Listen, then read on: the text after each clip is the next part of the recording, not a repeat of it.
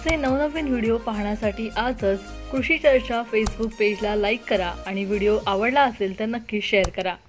राज्यातील काही भागात सध्या पावसाच्या जोरदार सरी पडतात, पण बहुतांश भागात पावसाची विश्रांती दिसते, तरी ऊन पावसाचा खेळ सुरू आहे। हवामान विभागाने पुढील 2 दिवसांमध्ये राज्यातील अनेक भागात पाऊस सुरू होईल असा अंदाज हवामान विभागाने दिलाय। राज्याच्या अनेक भागात सध्या पावसाची उघडीप दिसते, पण 2 दिवसात राज्यात पावसाला पुन्हा सुरुवात होण्याची चिन्ह आहेत। हवामान विभागाने उद्या राज्यात काही भागात पाऊस पडेल असा अंदाज दिलाय। विदर्भातील सर्व जिल्हे तसेच मराठवाडा आणि मध्य महाराष्ट्रातील सातारा, पुणे, नाशिक जिल्ह्यात काही ठिकाणी जोरदार पावसाचा येलो अलर्ट हवामान विभागाने दिलाय। रविवार आणि सोमवारीही राज्यातील अनेक भागात पावसाचा जोर वाढण्याचा अंदाज आहे।